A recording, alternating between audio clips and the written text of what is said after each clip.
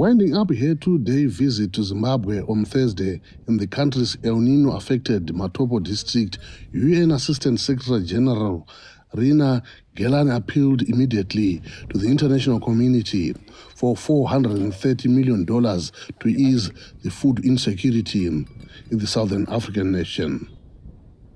Gelani, who is also the UN Climate Crisis Coordinator for the El Nino response, told VOA that most of the countries feeling the effects of the climate change did not cause it.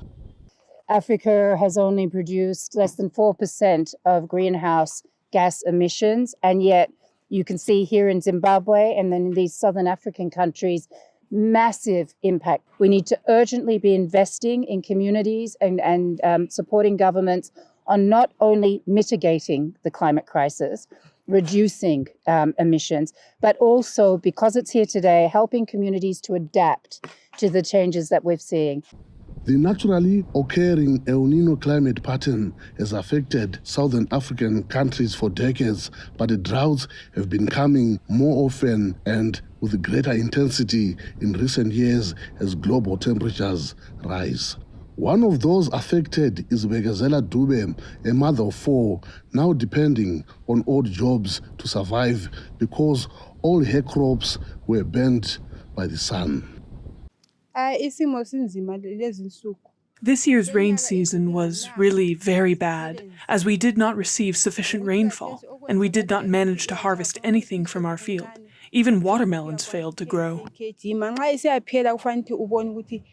The World Food Programme says 5 southern African countries, Lesotho, Malawi, Namibia, Zambia and Zimbabwe, have declared the drought a national disaster. Angola and Mozambique are also feeling the impacts.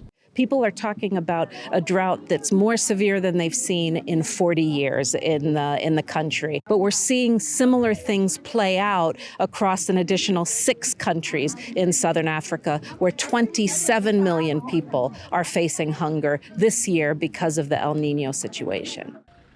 Zimbabwe's next harvest is not expected until March.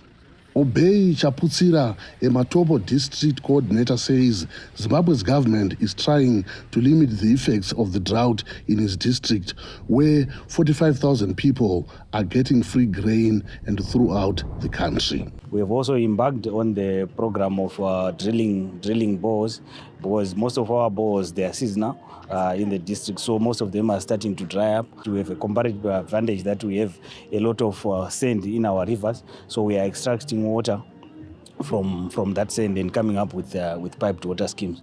The government hopes these efforts produce enough water for vegetable gardens to ensure communities have a balanced diet as they wait for the next rains expected in late October.